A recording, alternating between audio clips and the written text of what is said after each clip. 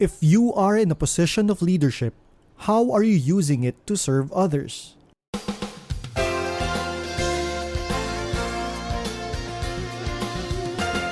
Good Monday morning!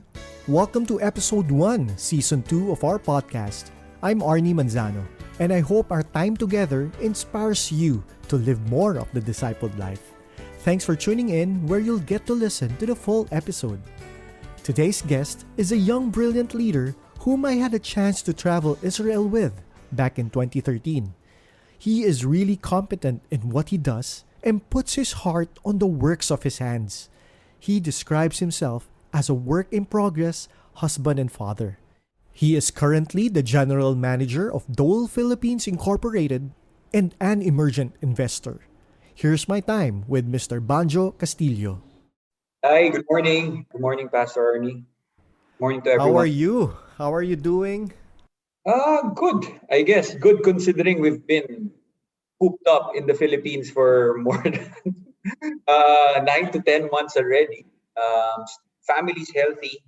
Yes. Um, I guess I have nothing to complain about except for the fact that you just miss meeting people and Mhm. actually miss eating out, which still not as easy as here in the Philippines compared to there.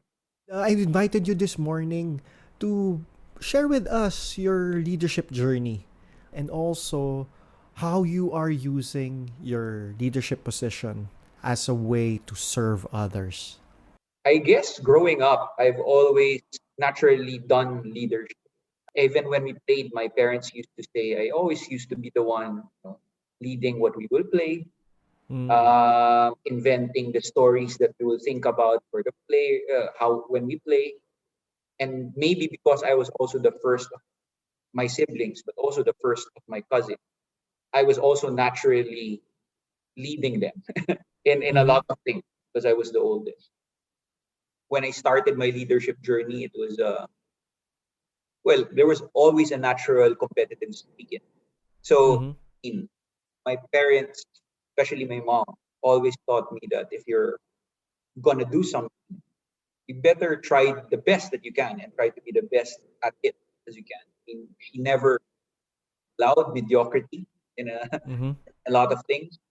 On one hand, it made sure that I will always try to be excellent in everything that I did, which helped in leadership because I guess your capability and competency in whatever Yes. you do uh, gives you the gravitas to lead. But at the same time, I guess as a young leader, I was more selfish or competition driven in my early Mm. years as a leader Mm-hmm. rather than seeing it as a position. Like, I want my team to be the best. We'll be the best and we'll work hard to be the best, right? In student council, I want to beat the competition. Mm-hmm. I will win this position and I'll beat that. And even in my early years when I was taken as a management trainee in Unilever, I was quite assertive, aggressive in what I wanted to achieve. I mean, not really being humble in that sense to know that number one, I was still a very young manager. I didn't really know a lot about when I started working for Unilever's management trainee, but I had the confidence. I don't know where that came from, but just achieve what I wanted to achieve without with blinders also, Yeah. as to how that may affect the group ethic, as to, for example, the humility to listen to people that know more than you. My journey as a leader, especially as a young leader, uh, I was achievement oriented, extremely Mm-hmm. competitive, quite proud. The fact that I was not really listening a lot to what other people would say. Um, I guess the transition of becoming be more others oriented Mm-hmm. in the way I did leadership became probably 10 years into my working, where uh, it was not, I realized there was and that was also the time, I guess, that I got a little bit closer to God. Mm-hmm. Really had a personal relationship, trying to have a personal relationship with Him. And, and there, I felt that there's really a hope that if you're a leader, uh, you are blessed to be a blessing, like Abraham. And that's why I always felt in my young years as a leader, regardless of my achievement, it was not fulfilling me. It was not really making me happy, right? I mean, getting all these promotions, you know, making yourself good financially wasn't enough. And I was blessed that I realized that relatively early. I mean, I was still in my early 30s when I thought of. So at that time, I started to be others oriented, meaning not really competitive. I really wanted to focus on how I can make people around me better, Better, how yes. how to help people be the best at what they can be. Ultimately, for me, I realized what God burned into my heart was I always believed because we didn't really start my family being having a lot, that it's not what, but my family always taught me that what you have, that what you do with, and and as such, it's not where you start but where you end. But again, not everyone gets the help that they need to actually get them to the place they need to be. So if you can be that person that at least gets them one step closer, two steps closer, that would be an amazing way to help people. So I think when I hit my early 30s, that was when I really focused on really developing others Yes. in my team. Really focused on as well how I can use my talent to help others. So, God always burned thing in my heart to do something on financial literacy. So when I was based in Japan, he just pushed me to teach financial literacy. At that point in time, I was in Unilever. I was director in Unilever selling soap and shampoo. I mean, what did I know? But I was always passionate about financial literacy because I took economics in university. And I always taught my brothers how to use their money wisely. And, Yeah. and, and I just thought that that was an important topic that usually people shy away from. So when I was in Japan, I was also using that. So I think that was the second step in my journey where I was already really trying to help around me and sharing whatever talents I have. Yes. I guess the third part that really turned it around was in 2018 when my wife got a brush with stage 1A lung cancer. Thinking about it now still makes me emotional. Though she's okay now, well, at that point in time, I guess I was at the top of the world. I was leading. I was the CEO, general manager of Unilever in Singapore, which was growing in the best way it has in the last decade. Yeah. Winning brands, financially stable and thriving, good career ahead. Got a scholarship from SMU to take my executive MBA, getting good grades. I was going abroad, actually doing courses of that, and then just got rocked by the fact my wife, who was healthier than I am, had had cancer. So like I was gonna lose my wife. So I think that really made me think um, about how I was spending my life. Hmm. So sorry for being emotional. Let me just compose myself. As you're taking a break, Banch, thank you for just pouring your heart out, and I appreciate your authenticity. That is something that I remember because that was the time that you guys were still here in Singapore. Just continuing to my journey, that made me think. I mean, I was about to lose my wife, and Mm-hmm. I God, I will give everything. All of this, you know, I don't want to lose my wife, Mm-hmm. and I think God was good in such Yes. that it was stage 1A lung cancer. After the operation, she was good. That point in time, business was thriving in Unilever that I was leading. Every time I went to a business meeting, each additional market share that we won or each additional money that was going to profit didn't really mean a lot to me anymore. Mm-hmm. Like I was telling God, how can I because in my break during Saturday, Sundays, I'm doing a lot to, I guess, help people in my own way, Yeah, in coaching your men own capacity. Yeah. in my own capacity. But I thought there must be something more to this. How can I use my Yes. experience? my talents, um, my connections to do something good. And and I guess one thing that we realized as well there is that being 12 years outside of the Philippines, our siblings, our parents were growing old without us. 12 years, Mm. and we weren't part of their life. And my wife, who wasn't entertaining going back home, uh, was suddenly entertaining it because Wow.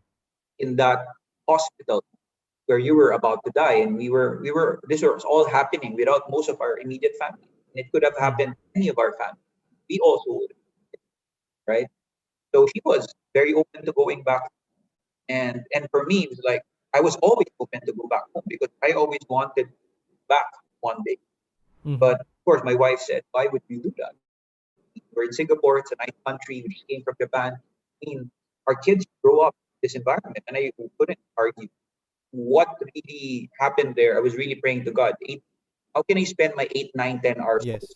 doing something that is helping people? And I thought, what do you want me to do? What was it in my heart? And I guess after that brush of check, really health and nutrition. Really wanted Mm-hmm. to do something on health and nutrition. Then of course, Dole happened, which was perfect. Nutrition, which I thought was a big problem in the Philippines. So on the other hand, it was also going to allow me to actually go back home to the Philippines and do something, use my influence to Yeah. help other people. And I think I was always telling David this, that since we're doing a partnership with Archangel, which I will talk about later, that if you really want to help the most number of people, there are only three organizations that will help. And I think number one is government. I don't probably have the personality and patience for it. Number two is church. I don't think, I don't know. But God can determine that, but at this point, I don't see myself being a leader in church. But I always had the proclivity to be a business leader. Yes. And for some reason, God has pushed me in that direction and has blessed me there. Yeah. And that's why I really wanted to be a leader. Because being a business leader gives a seat at the table. And if Mm-hmm. you really want to change, to help change a lot of lives or help Yes. impact a lot of lives, you need to have a seat at that table. And I think being a business leader of a corporation or doing a business that eventually thrives gives you the capital and the influence to have Mm-hmm. a seat at that table. Because decisions are being made at that table. You can complain, you can bicker, be an armchair critic, but unless you find a way to get to that table, things won't change. Mm-hmm.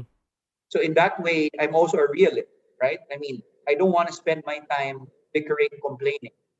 I want to work hard, get to that table here in the Philippines and see what I Yeah. can do. And I guess leading Dole and now being part of a lot of things that allows me to help that other people allows me to do that in my own little way. And I think that's been the journey so far. So right now, I'm just trying to, at least for most of my waking hours, from the corporate side and also from the venture building initiatives that myself and David are doing, to spend most of my working hours really trying to use um, my talent, my connection, my influence, my capital to actually Mm-hmm. do something that helps other people. That's where I am right in my leadership journey. Yeah. Thanks for sharing those, Banch. I always knew there's that capability and compassion in you. You were mentioning a while ago that you don't see yourself in government.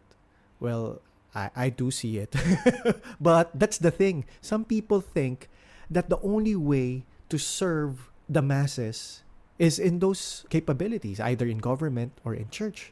But you can use whatever God has deposited in you if you have that right heart of service, which I believe all throughout your journey, like what you said a while ago, there's no time wasted in the Lord.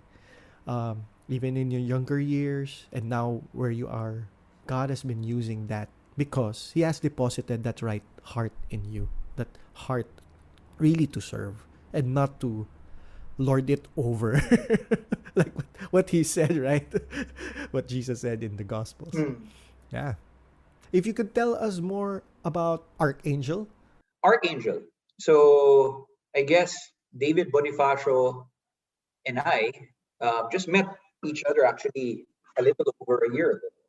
Mm-hmm. His dad, Pastor Joey, Mm-hmm. came from the startup scene, and Yeah. I came essentially having 20 years of corporate experience.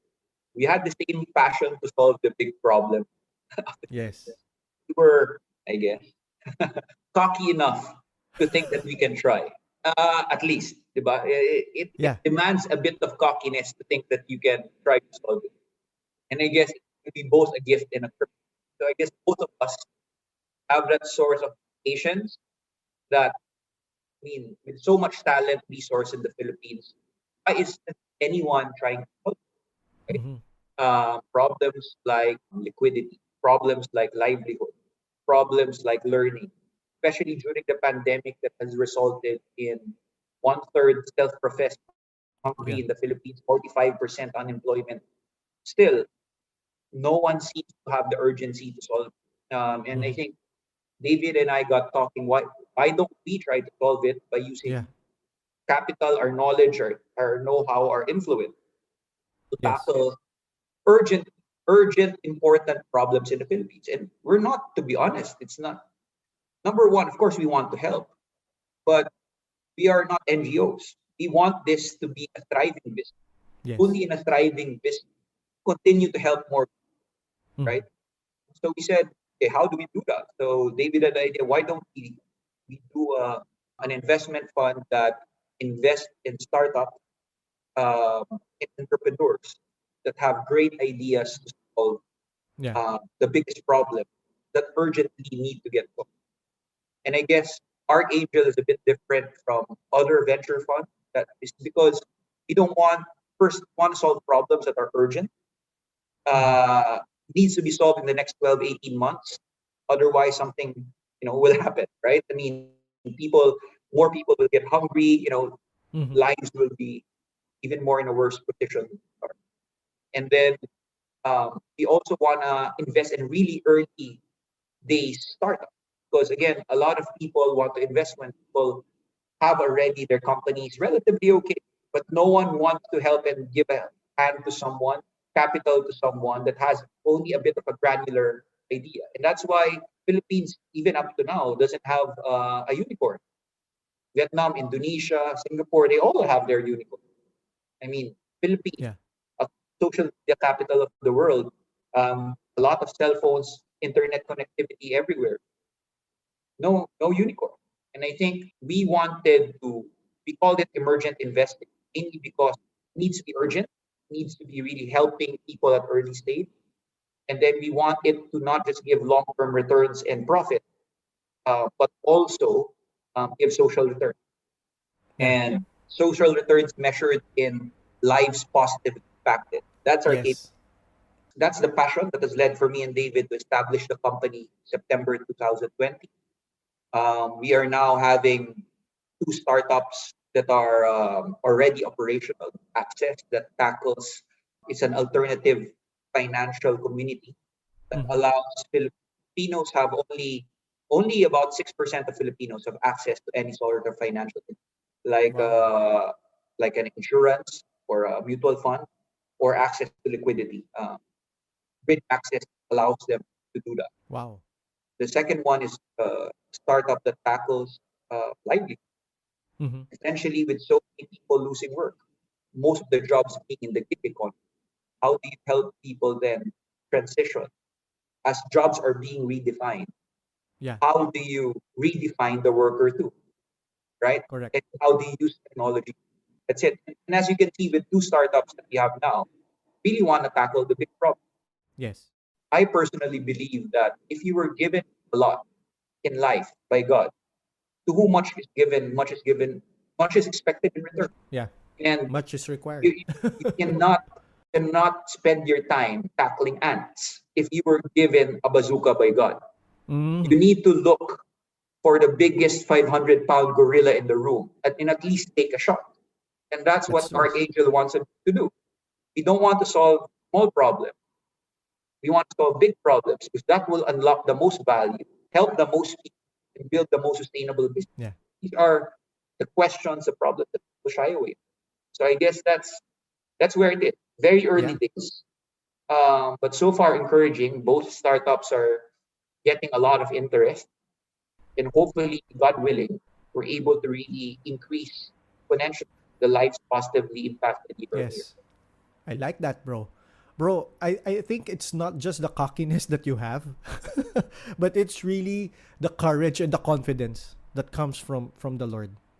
You know, as you were sharing that, I'm just reminded of, what Moses told Joshua and what God told Joshua: be strong and courageous. You both have the strength, the courage, and God has given you the wisdom, the talents, the connection.